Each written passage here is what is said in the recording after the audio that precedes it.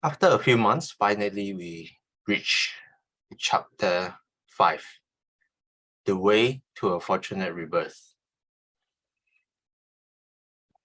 So this chapter will cover about karma and also about merits. And okay, let's take a look. Karma, merits, giving, moral discipline, and meditation. In some way, we have covered the law of karma in the book that we read before, The Noble Eightfold Path, but this one will be elaborated deeper. Let's take a look at the introduction.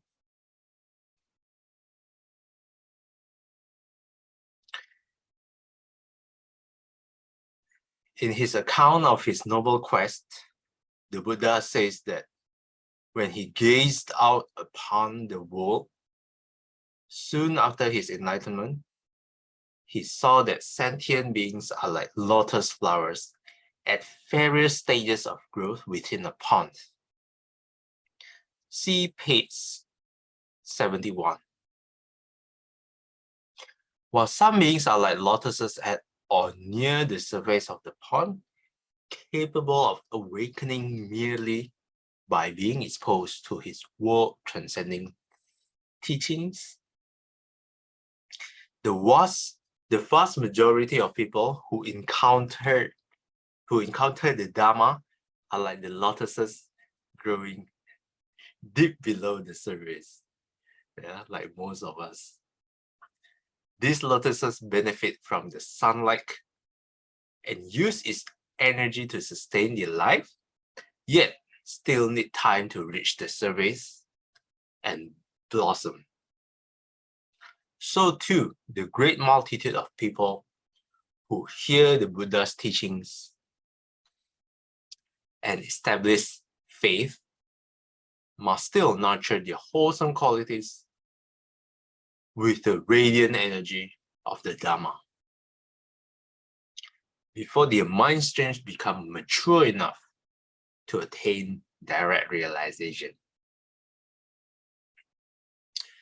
This process ordinarily requires many lives, and thus such people have to take a long-term approach to their spiritual development. While practicing the way to liberation, they must avoid a rebirth in the unfortunate realms and win successive rebirths blessed with material security, happiness, and opportunities for further spiritual progress. Basically, this paragraph is saying that different people have different dispositions, their level of maturity or spiritual maturity is different. And while some people, when hearing a little bit of Dharma, they can get enlightened very quickly, like Venerable Sariputra or Venerable Mahamoggallana. But like most of us who have been exposed to Buddhism for many years, still, our lotuses are still deep below the surface. Even then, it is still good for us to, here, let me highlight this, nurture our wholesome qualities. Why? So that we can, firstly, avoid rebirth in unfortunate realms. Let me highlight with red. And secondly, win successive rebirth, blessed with conditions conducive to spiritual progress, material security, happiness, and opportunities to practice. So that's what is this paragraph about.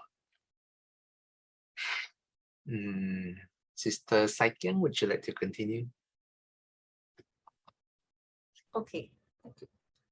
These benefits, the enhancing conditions for spiritual development in the Dharma, come about by the acquisition of punya or merit, a word that signifies the capacity of wholesome action to yield beneficial results within the cycle of rebirth. According to the Buddha's teaching, the cosmos, with its many realms of sentient existence, is governed at all levels by immutable laws, physical, biological, psychological, and ethical.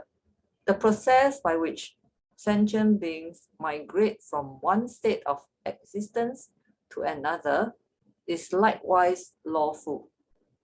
It is regulated by a law that works in two principal ways. First, it connects our actions with a particular realm of rebirth that correspond to our actions. And second, it determines the relations between our actions and the quality of our experience within the particular realm into which we have been reborn. Thanks, Sister Second. Okay, this paragraph firstly define what is merit and the acquisition of merit, or punya, a word that signifies the capacity of wholesome action to yield beneficial results within the cycle of rebirth. According to the Buddhas, the cosmos, the one I highlighted in yellow here, is governed by immutable laws. This one is worth highlighting. Let me use orange. Immutable laws, physical, biological, psychological, and ethical. And how we migrate from this life to the other life is also dictated by the same law. What is this law? First, it connects our actions with a particular realm, corresponds to our actions, to our whatever we do. And secondly, it determines the relations between our actions and the quality of our experience within the realm itself into which we have born. So the first one connects whatever we do to the rebirth to that realm. And the second one is how we fare inside that realm itself. Yeah, for example, in the human world, some people are born rich. Yeah? Some people are born blessed with huge house and a lot of money from their parents. Some people are born poor in some slum or some small kampong where it's difficult to get food. Yeah. So that is what this second part means. Sister Akim, would you like to continue reading? The governing factor in this process, the factor that makes the entire process a lawful one, is a force called karma, Sanskrit karma. The word karma literally means action, but technically it refers to volitional action. As the Buddha says, it is volition, cetana, that I call karma. For having will, cetayita. One acts by body, speech, and mind. Karma thus denotes deeds that originate from volition. Such volition may remain purely mental, generating mental karma that occurs as thoughts, plans, and desires, or it may come to expression outwardly through manifest bodily and verbal actions. Thank you. Thanks, Sister Akim. Okay, this paragraph finally talks about karma. And the one that I highlighted is volition, cetana, that I call karma. For having willed, cetayitva, one acts by body, speech, and mind. If you recall, we have encountered this line as well in the Noble Eightfold Path. So this is worth noting. Okay, highlight with blue. Footnotes number 1. This is the Pali words. Yeah. In case you're interested in the learning Pali, you can memorize this. Okay, I'm not going to read this. You can take a look yourself.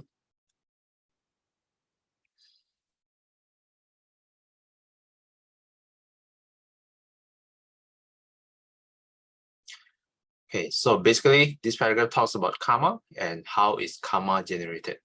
It is basically volition. What is volition?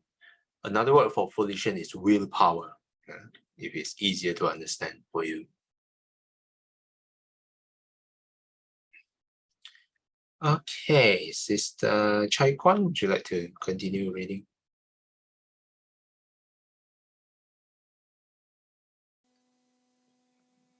It may seem that our deeds, once performed, perished and vanished without leaving behind any traces apart from their visible impact on other people and our environment. However, according to the Buddha, all morally determinate volitional actions create a potential to bring forth result, vipaka, or fruits, pala, that correspond to the ethical quality of those actions. This capacity of our deeds to produce the morally appropriate results is what is meant by karma. Our deeds generate karma, a potential to produce fruits that correspond to their own intrinsic tendencies. Then, when internal and external conditions are suitable, the karma ripens and produces the appropriate fruits. In ripening, the karma rebounds upon us for good or for harm, depending on the moral quality of the original action. This may happen either later in the same life in which the action was done, in the next life, or in some distant future life. The one thing that is certain is that as long as we remain within samsara, any stored up karma of ours will be capable of ripening so long as it has not yet produced its due results. Thank you. Thanks, Sister Chai Kwan. Let's take a look for notes number 2 first. The distinction seems to be lightly drawn in the sutta literature, but in the commentaries it becomes hardened into a precise delimitation between the 3 types of results any karma may produce. Yeah. What is this footnote talking about? It's about this. Whether the karma ripens in the same life, in this life, in the next life, or in some distant future lives. Yeah. What does distant future lives mean? It can be 5 lives from now, 10 lives from now. I read that it can even be eons from now that your karma ripens. Yeah. So I think one thing interesting here is this first line. Let me highlight. It may seem that our deed, once performed, perish and vanish without any traces. Yeah. In fact, I wonder about this before I learn deeper about Buddhism. I thought that if you heard all those serial killers like the famous Jack the Ripper, where he murdered many individuals, but did not get caught by the law enforcement, by the police. Yeah. So I thought, then would this guy like not receive any punishment for all his murders? Yeah, I thought that was really unfair back then. But after I encounter the teaching of Buddhism, especially the part of the law of karma, then I realized that maybe they would not get away with all their crimes and bad deeds. Yeah. They will be punished, if not in this life, maybe in future lives. Yeah. At least according to Buddhism, that's the case. Okay, let's read one more paragraph. Sister Billy, would you like to read?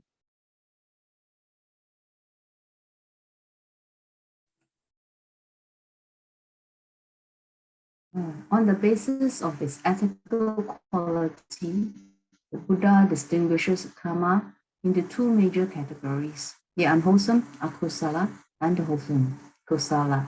Unwholesome karma is action that is spiritually detrimental to the agent, morally reprehensible, and potential to and potentially productive of an unfortunate rebirth and painful results. The criterion for judging an action to be unwholesome is its underlying motives, the roots from which it springs. There are three unwholesome roots: greed, hatred, and delusion. From these, there arises a wide variety of secondary defilement, states such as anger, hostility, envy, selfishness, arrogance, pride, presumption, and laziness. And from the root defilements and secondary defilements arise default actions. Thank you. Hey, thanks, Sister Billy. This karma talks differentiate the type of karma into two major categories. What are these two? The unwholesome, akusala, and the wholesome, which we have covered, we have read before in the Noble Eightfold Path, but this one is expanded a little bit deeper. Unwholesome karma, by its definition, is an action that is harmful, spiritually detrimental to the agent, morally reprehensible, and potentially productive of an unfortunate rebirth and painful results. How do we know if an action is unwholesome? Buddhism judges it by its underlying motives, the roots, which is greed, hatred, and delusion. This one, we highlight in orange. From these three roots, greed, hatred, and delusions, arises all the secondary defilements: anger, hostility, envy, selfishness, arrogance, pride, presumption, laziness. So let's take example for envy. Yeah. Which roots does envy come from? What do you think?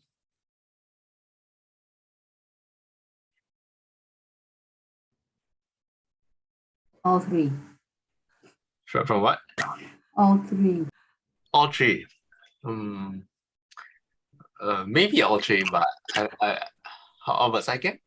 To me, the stronger should be hatred. Hatred. Okay.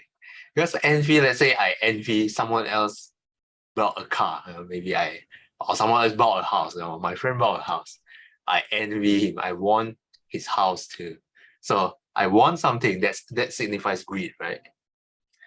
Yeah. So greed would be one of the components. Is there a hatred? In the case of envy, probably there's an element of, oh, I don't want my friend to get that house, yeah? So greed and hatred. But this would probably be stronger in jealousy, yeah? Where I want that house for myself and I don't want him to have that house. So both greed and hatred comes into play. Yeah. So this is how the secondary defilements arise, with a combination of greed, hatred, and delusion. Yeah. Okay, I think this is a good time to stop. Any questions or comments? Anything you'd like to add for the one that we have just read? I like the very first paragraph, whereby Buddha, when he sees sentient beings, he sees us as lotuses. This makes me think of this makes me think of the pure land, Amitabha Buddha land, whereby we will not have this physical body. It will be in the form of like the, how do I say, inside the lotus flowers. And then also, like what Buddha says, because of our different, you know, our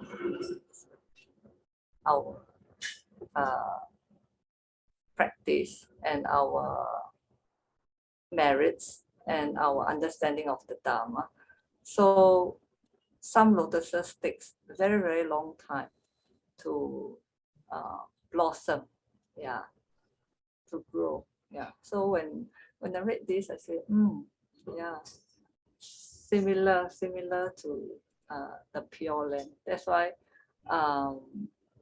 in some Jingtu teaching, right, there is this teaching that asks us to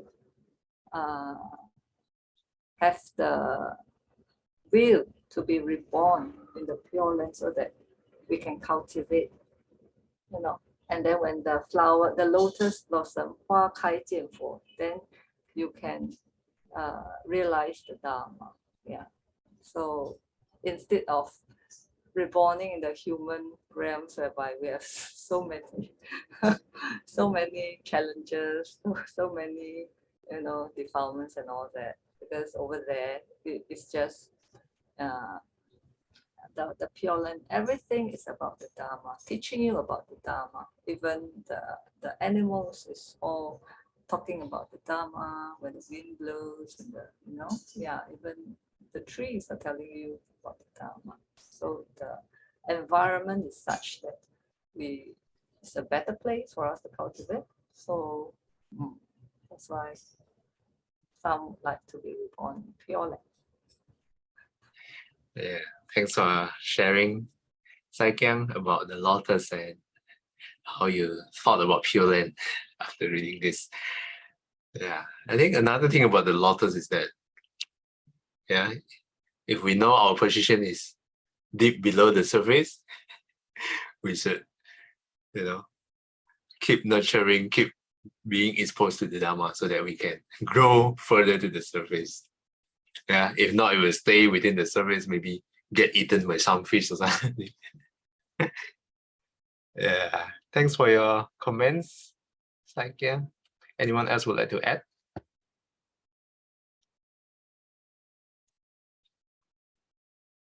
If not, let's do a dedication. Yeah, one small little point is just now we talked about the karma that brings you to the next life, and then in the particular realm, how you have that quality. For Brother Hokji, that is the 引业 and the 满业，引导你去那个就是那个六道里面哪一个道的众生，然后满业就是圆满你的那一生的，就是有富贵啦，有贫穷啊。刚才Brother Marcel 讲的那个就是引业跟满业。Thank you. Thank you. Okay, thanks, Sister Sakyang, for the Chinese translation. Okay, let's do a dedication. 愿消三障诸烦恼，愿得智慧真明了。普愿罪障悉消除，实现上行菩萨道。阿弥陀佛。Till we meet again, may we be guided by the Buddha, Dhamma, and the Sangha. Sadhu, sadhu, sadhu. Have a wholesome Friday ahead. Thanks, everyone. See you guys next time. Thank you. Bye bye, everybody. Bye bye.